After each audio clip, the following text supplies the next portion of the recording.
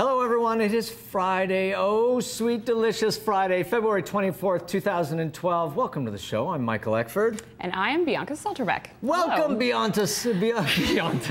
Good start, Mike. That's how we start. Bianca, I am so sorry. We, of course, have known each other forever, and I still can't say Bianca with Bianca. It's not the easiest name. Well, I like to take the T from Solterbeck and put it into the first name, and just, Bianca. it seems more Bianca Solterbeck.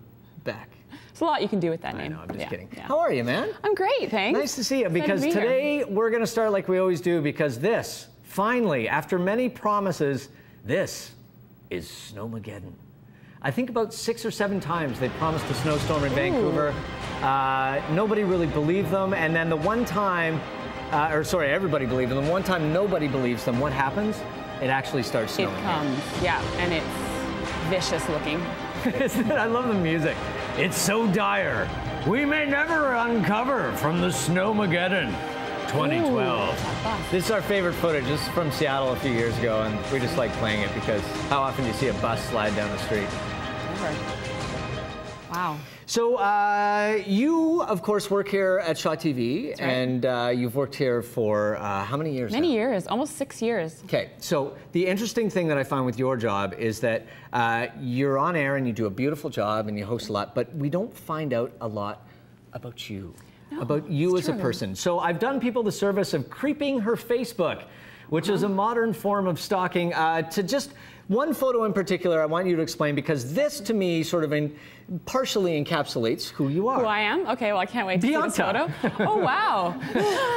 This is Bianca right here. This is not Bianca anymore. This is Bianca. So I want to start, first of all, not with the beer, not with the obvious thing, but obviously the last name would lead people to believe and understand that you are German. I certainly am. I say 100% off the boat German.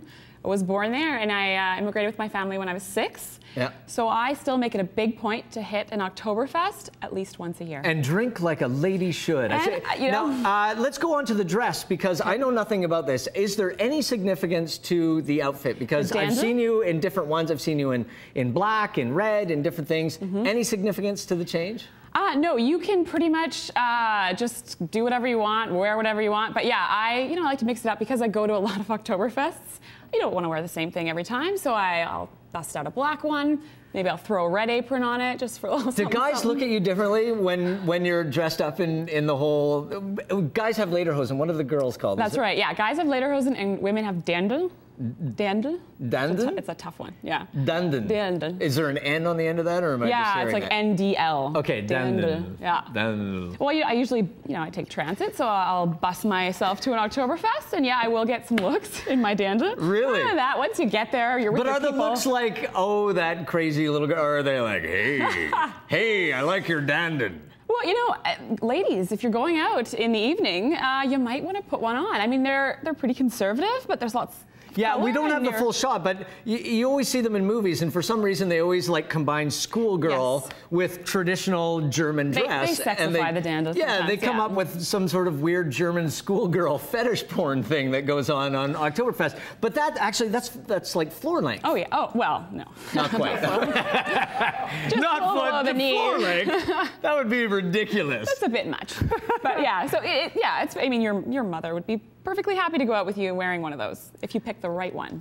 If I showed up in one of those with my mother, she may have a couple of questions, and I'm not saying anything about my mom. She wouldn't judge. She would love me however I was dressed, but if I showed up in a Dirndl, there would be some questions. Yes, lederhosen would be more suited for you. You have something that you wanted to say as well, because this is kind of a special weekend, and something that I share with your family as well. That's right. Yes, you and my dad, Klaus, both have birthdays this weekend, and he's rolling into town. Obviously, you can tell he's very German. Klaus, he's often at Oktoberfest with me. So I brought a photo, though, because it is his 65th birthday. And so there he is lounging with my mom at the beach. Wow. And he's retiring. So, Dad, this is what your life's going to look like again. German men, they just pull off Speedos effortlessly. Don't they? Don't they? Yeah. Like, there aren't many cultures. Australians sometimes try and do it, but just the whole European Speedo thing, you have to have a certain, and I think Klaus captures it here, you have to have a certain just It don't matter. I'm wearing my Speedo. He's owning that Speedo. Yeah, Speedos have to definitely sort of go with things. And we wanted to give people, because of course you're one of the people that put together The Express, a great show here on the channel. And you've been working on a piece for the last little while on self-defense, yes? Yeah, it's a big topic, and there's lots of self-defense classes where they teach you some moves, but the guy would have to come at you in a certain sequence for you to actually do it. So they try and bring predictability into a ridiculously unpredictable scenario. Exactly, yeah. So I went to a guy that's tough, that really says, I'm going to show you what's going to happen in Does real life. he attack you? He does. And the most common assault is still strangling. Yeah. Strangling on women. So because it gives you that feeling of how it would be in real life. So they call that blood-curdling fear. Yes. You need to build that killer instinct if you're going to be out on the streets. And here I am building mine.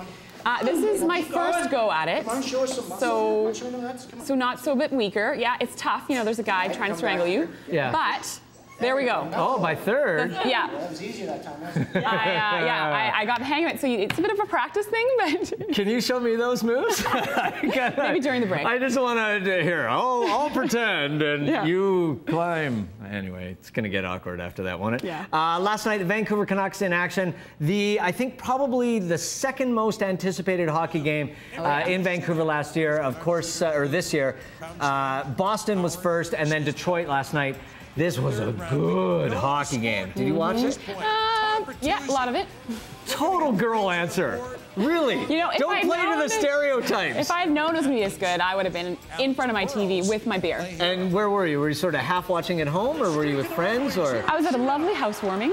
Shout out to Aaron Shaw, one of our former reporters. Yes, and so I did miss this epic game. Well, that's understandable. If you're at a party, it's hard to watch the entire game. But just a ton of fun last night for the Canucks. And the one thing it really did was just whet the appetite for playoff hockey. We're still 20 some odd games away, but games like that, they just make you want it all the time. Yeah. Just to see it and we go. And of course, the other big thing happening this weekend on Sunday, the pomp, the ceremony, the fun, the Oscars.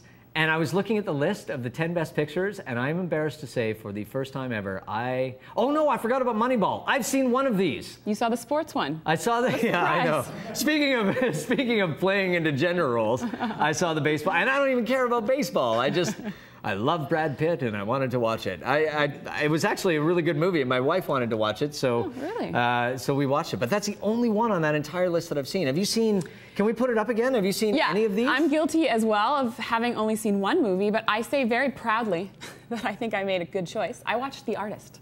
Oh. Yes, yes. You're the only person that I've met who actually, because normally I just try and BS my way through it, and I pretend that I've seen The Artist because it's the one that everybody's talking about right now, but you actually saw it. Yeah, there was a moment where I thought to myself, what have I just done? I'm seeing black and white, I'm not hearing any people talking, but it was an amazing movie. You just gotta strap yourself in and it'll get there. It sounds amazing, but mentally I'm not quite there. I think there's just such a mental hurdle to seeing a silent film after being used to the talkies for so many years. I don't know if I could adjust to it. All right, we have a great show.